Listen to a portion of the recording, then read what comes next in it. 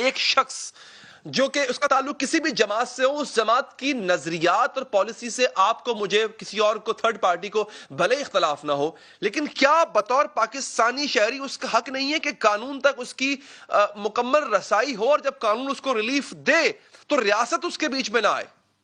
Programme میں مدعو کرنے کا بہت شکریہ۔ دیکھیں جی، سب سے پہلے تو میں اس بات کو بالکل اتفاق کروں گا میں آپ کے ساتھ کہ اس سے قطع نظر کہ اس کالعدم جماعت کے ساتھ جس کے وہ سربراہ ہیں، کالعدم وہ قانون کے تحت ہے یا ان کی اپنی سیاست سے مجھے اختلافات ہیں، مگر ان اختلافات سے قطع نظر جب قانون کسی انسان کی شناخت کرتا ہے، چاہے اس کے اریسٹ کے بارے میں ہو، ڈیٹینشن کے بارے میں ہو یا آزادی کے بارے میں ہو، تو وہ شہری کی شناخت کرتا ہے۔ اس بات میں کوئی دو رائے نہیں کہ سعد رضوی جو ہے پاکستان کے شہری ہیں، اور بطور شہری ان کو تمام قانونی اور آئینی حقوق حاصل ہیں جو آپ کو اور مجھے حاصل ہیں۔ اب اس معاملے میں دو فریق ہے، ایک ہے ریاست اور ایک ہے سعد رضوی۔ ریاست کا کردار یہ رہا ہے کہ ریاست کو جب یہ کہا جاتا ہے کہ شہری کے فرائض اسے بتاؤ، یعنی کہ وہ دھرنا نہ دے جس میں سڑکیں بند کر دی جائیں، املاک کو نقصان پہنچا دیا جائے، توڑ پھوڑ کی جائے، کسی کا جانی مالی نقصان ہو جائے، تو اس حوالے سے دیکھا جائے تو ریاست نے اس وقت بھی ماضی کے اندر اس تحریک کے حوالے سے یا اس پارٹی کے حوالے سے قانون اور آئین کو نظر انداز کرتے ہوئے معاہدے کیے، معاہدے کے تحت FIR نہیں درج کی، معاہدے کے تحت لوگوں کو چھوڑ دیا، معاہدے کے تحت کہا کہ آپ کو کسی بھی قسم کا جو نقصان ہوا ہے اس کی کوئی بھی بھرائی نہیں کرنی۔ اور اب جب حقوق دینے کی بات آ رہی ہے، جو کہ لاہور ہائی کورٹ نے کہا ہے کہ موجودہ جو ڈیٹینشن ہے سعد رضوی کی وہ غیر قانونی ہے، اس کے بعد فیڈرل ریویو بورڈ جس میں سپریم کورٹ کے ججز اور 2 ہائی کورٹ کے ججز موجود تھے، انہوں نے بھی کہا ہے کہ یہ لیگل ہے، تو ڈیلینگ ٹیکٹکس استعمال کیے جا رہے ہیں اور ان ایفیکٹ ان اسپرٹ قانون اور آئین کو نظر انداز کیا جا رہا ہے، تو نہ فرائض بتانے میں نہ حقائق دینے میں ریاست جو ہے وہ کوئی اپنا انٹرسٹ یا اسٹیٹ یا گورنمنٹ جو ہے وہ اپنا کوئی پولیٹیکل انٹرسٹ یا کنوینئنس دیکھ رہی ہے اور معاملات کو اس طرح لے کے نہیں چلی جو رول آف دا لا ہے۔ اب یہاں بہت ضروری ہے، ریاست نے اس وقت اعلان کیا کہ جی اب ہم کلیئر ہو گئے ہیں، ہم ماضی کی غلطیوں میں نہیں پڑیں گے، ہم نیشنل ایکشن پلان فالو کریں گے، ہم ڈیسولوشن آف TLP کے لیے جائیں گے اور 2-3 دن میں یہ کام ہو جائے گا، ہم نے کالعدم تو قرار دے دیا ہے۔ کالعدم قرار دینے کے بعد نہ اس تنظیم کے ڈیسولوشن کے لیے، اس سیاسی جماعت کی ڈیسولوشن کے لیے آج تک کوئی کارروائی ہوئی ہے، نہ کنٹونمنٹ الیکشن کے اندر اس بات کو دیکھا گیا کہ 200 سے زیادہ اراکین سیاسی جماعت کے الیکشن میں حصہ لے رہے ہیں، یعنی کہ سیاسی حقیقت ان کی ہمارے سامنے ہے، سیاسی وجود ہمارا ان کے سامنے ہے، یعنی ان کی سیاسی حقیقت کو تسلیم بھی کر رہی ہے حکومت جبران صاحب، اور اس کے ساتھ ساتھ ان کے لیڈر کو ڈیٹین کر کے رکھا ہوا ہے۔ اچھا یہ جبران بھائی، یہ جب ایسے ریاست کرتی ہے، مطلب میں اگر ایک شہری ہوں تو اب تو مجھے بھی ڈر پڑ گیا سر اپنا کہ کل کو میرے ساتھ بھی یہ ہو سکتا ہے، کل کو آپ کے ساتھ بھی ہو سکتا ہے۔ پرابلم یہ ہے کہ اس پہ آواز کیوں نہیں اٹھائی جا رہی؟ آواز اس لیے نہیں اٹھائی جا رہی کہ وہ سعد رضوی ہیں، وہ کوئی ان کا تعلق جو ہے وہ جسے ہم کہتے ہیں سول سوسائٹی سے تعلق نہیں ہے ان کا، وہ ان کا تعلق ایک کالعدم جماعت سے ہے، جس کو کالعدم بھی بعد میں ان کو گرفتار کرنے کے بعد کالعدم قرار دیا گیا ان کی جماعت کو، اس سے پہلے نہیں۔ تو ہم آواز کیوں نہیں اٹھا رہے اس بارے میں؟ دیکھیے، آپ نے مجھے مدعو کیا، میں اس بارے میں کھلی گفتگو کروں گا اور حق گوئی کروں گا۔ میں اگر وکیل ہوں، آفیسر آف دا کورٹ ہوں، یا اگر میں ہیومن رائٹس ایکٹیوسٹ ہوں تو ہیومن کا تو انتخاب کر سکتا ہوں نا، نشاندہی کر سکتا ہوں کہ کم سے کم انسان کی تو بات کر رہی ہے، ہم کسی کو انسان تو مان کے چلیں گے۔ اب اس کے اوپر بہت ضروری یہ بھی آپ کو بتانا ہے کہ دیکھیے،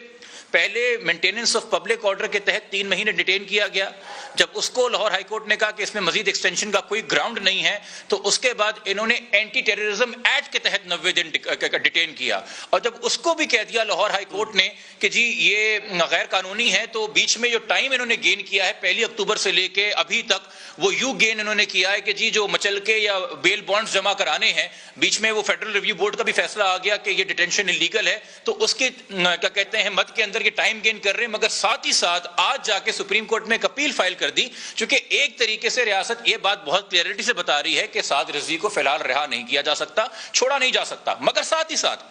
کہیں اخبارات میں 14، کہیں اخبارات میں 24 یہ دہشت گردی کے مقدمات پرچوں کی بات آ رہی ہے۔ جب لاہور ہائی کورٹ نے MPO کے تحت ڈیٹینشن انلیگل یا مزید ایکسٹینشن توسیع کرنے سے انکار کر دیا تھا، تو یہ سوال کیا تھا کہ جو ساری FIR کٹی ہیں سعد رضوی کے خلاف، اس میں ان کی گرفتاری ظاہر کیوں نہیں گئی، اس کے اندر ان کو فزیکل ریمانڈ یا جیل ریمانڈ میں کیوں نہیں دیا گیا، ان کے اندر چلان کیوں نہیں جمع کرائے جا رہے، ان کیسز کا ٹرائل کیوں نہیں ہو رہا؟ آپ ایک ایگزیکٹو آرڈر کی آڑ لیتے ہوئے ایک بندے کو ٹرائل سے دور بھی رکھ رہے ہیں، اس کے خلاف چلان بھی نہیں کر رہے، اس کے خلاف ثبوت اور گواہ بھی لے کے نہیں آنا چاہتے، مگر اسے ڈیٹین بھی کرنا چاہتے ہیں، ساتھ ساتھ اسے کالعدم بھی کہہ رہے ہیں، مگر اس کی پارٹی کے لوگ جو ہے الیکشن میں حصہ لے رہی ہے۔ تو یعنی کہ ہم مجبور ہیں اس پوائنٹ پہ آنے پہ کہ جب تک یہ جماعت یا اس طرح کی دیگر جماعتیں جو پاکستان کی ماضی میں رہی ہیں، کچھ کالعدم کچھ بغیر کالعدم، جب تک وہ ریاست کے بیانیہ جو بھی ان کا وقتی ضرورت ہو اس پہ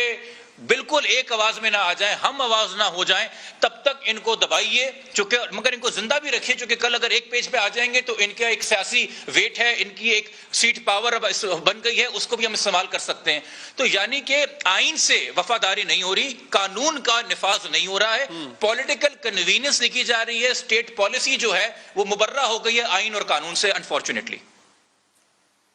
اچھا جبران صاحب, کیا اس سے شدت پسند ذہنیت کو فروغ نہیں ملے گا؟ مطلب آپ یوں دیکھ لیں کہ اس پارٹی کا بھلے ہی کالعدم ہے, لیکن اس کا لیڈر اندر, اس کا جماعت کا لیڈر اندر ہے, انلیگلی اس کو ڈیٹین کیا ہوا ہے. اب وہ مائنڈ جو پہلے ہی